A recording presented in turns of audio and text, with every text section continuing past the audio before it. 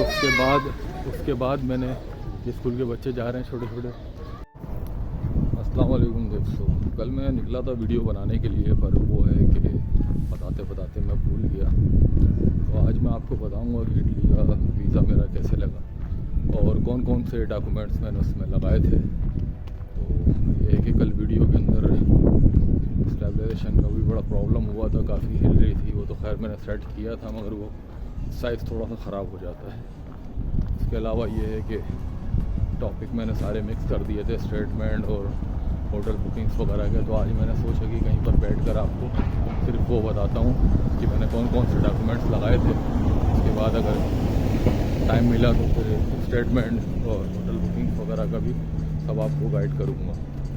तो आज हम चलते हैं लेके मैंने कौन कौन से डॉक्यूमेंट्स लगाए थे। सबसे पहले हो गया आपका पासपोर्ट, पोलियो का card, FRC, NTN, tax return ज़रूरी नहीं समझता मैं, क्योंकि मैंने खुद नहीं लगाया।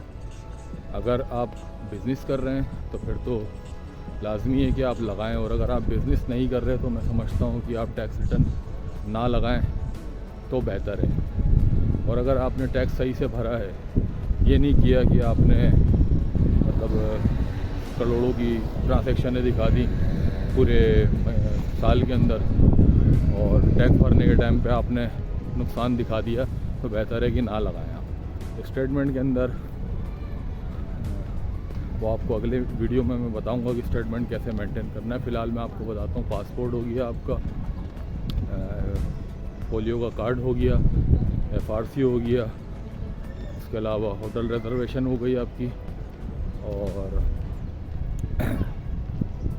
NTN तो आपको बता चुका हूँ मैं। इसके अलावा आपके पास सपोर्टिंग डॉक्यूमेंट्स अगर हैं तो मैं, जैसे कि आपका घर आपके नाम पर है तो वो आप लगा सकते हैं। और अगर आपकी मतलब फैमिली ज़्यादा बड़ी नहीं है, बहन भाई बहुत ज़्यादा नहीं है, और आप मतलब एक दो ही हैं और माँ बाप हैं आपके, उनके नाम पर अगर मकान है या फ्लैट जो भी है तो वो लगा दें।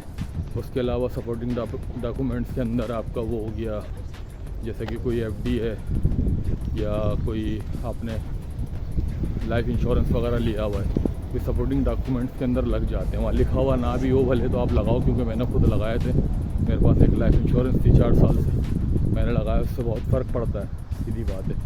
और मेरा वीज़ा लग कर आया सिर्फ 10 दिन के अंदर।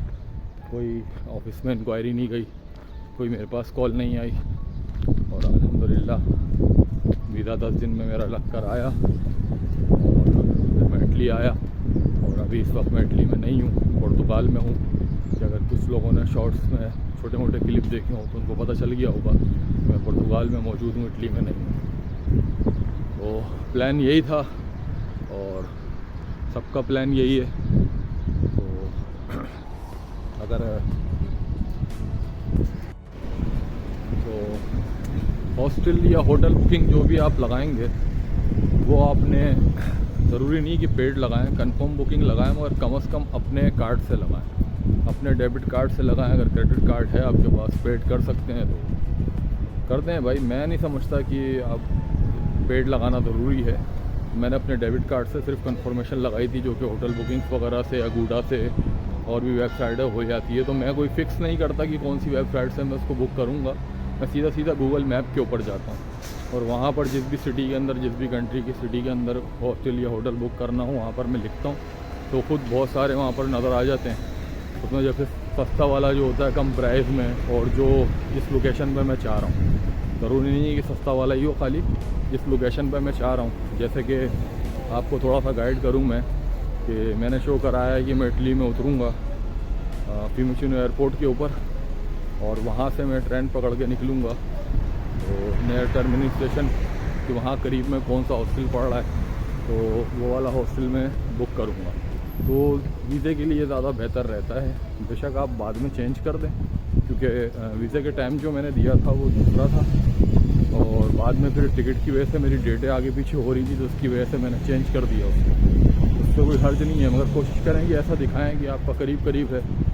और वहाँ से 3 दिन बाद मिलान का प्लान नपोली का प्लान बनाया था।